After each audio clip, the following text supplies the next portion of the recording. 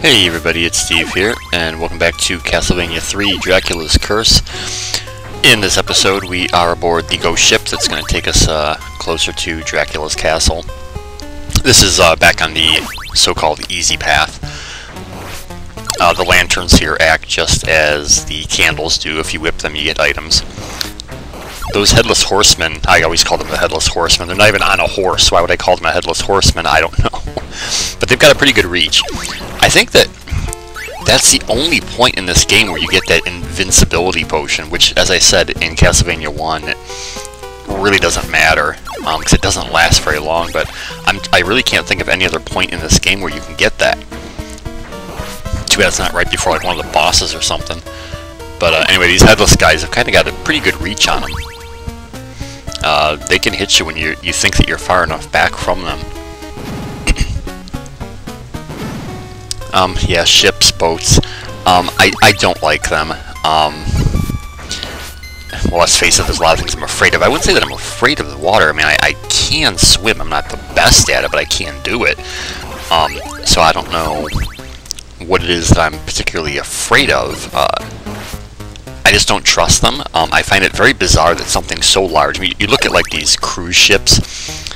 They're huge, and they've got, you know, all this weight on them, all the people that are on them, plus they've got, like, you know, concert stages and restaurants, and I mean, all this weight. I mean, thousands of pounds. And now, how is, you know, all on one object? Now, how is that object staying perched atop the water? I just don't understand how that's scientifically possible.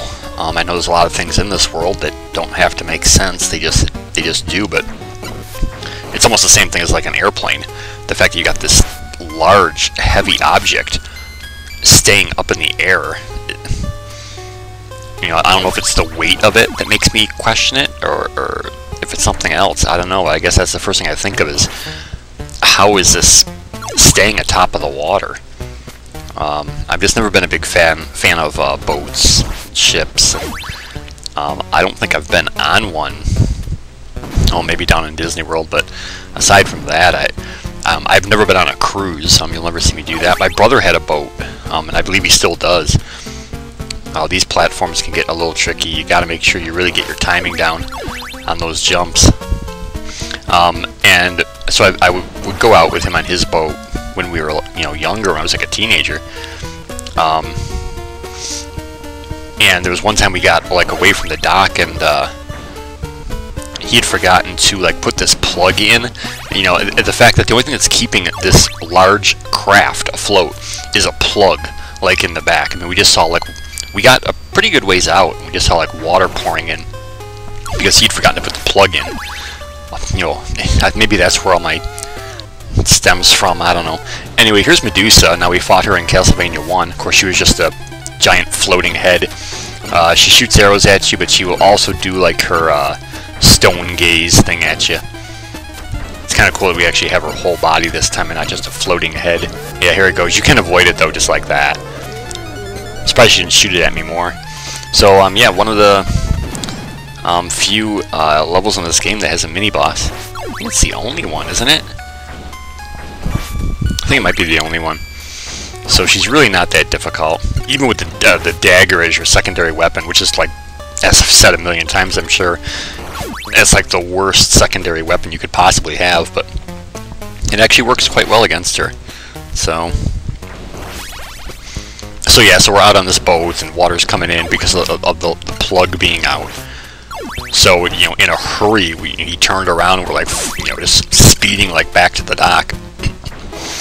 And in his hurry, wasn't stopping soon enough, so we're like coming up really close to the dock, still going quite fast, and he like wanted me to stop the boat, and I remember like putting my arms out in the front of the boat and trying to like grab onto the dock as we reach it, but oh, these platforms are a pain in the butt. They're gonna get even worse later on in the game. There's like one jump where you've got to be like pixel perfect with it. So anyway, the boat hit the dock and put a pretty decent hole like along the side of it. So maybe that's where it all stems from, I don't know. But even before that, I never really felt... I was always kind of uneasy on it. I don't know, I guess I'm not a risk taker. I've said this before, I'm always worst case scenario kind of thinking. It's just the way I've always been. You know, you'll never see me skydiving or anything, that's for sure. That always kills me. That is like literally... Because again, see, what if? That's my thing. What if? What if that parachute doesn't open? What if it opens wrong and it just comes out in like a... I don't even know what the word is for it. It doesn't like open up and unfurl.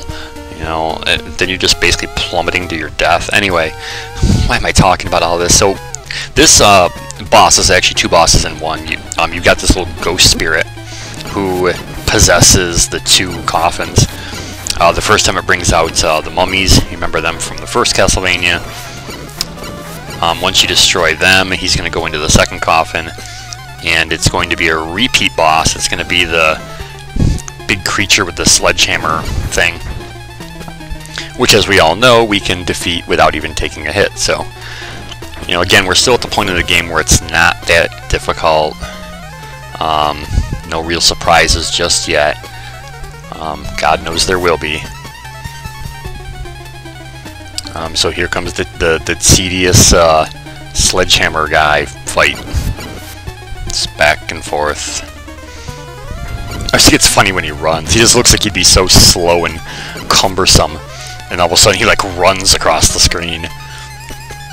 You just don't expect it from him, basically. A lot of monsters and whatnot, like in movies, and they're always slow. They're always very like cumbersome and slow, and it's like not much of a threat, seemingly. You know. Anyway, we'll talk more about that another time, I guess. That's it for this level. I'll meet you back on the hard path, or difficult path, next time. And then we'll come back to the easy path again, and back and forth, back and forth. So everyone, take it easy. Have a good day. Peace as our boat docks toward the castle. And see you next time for more of Castlevania 3.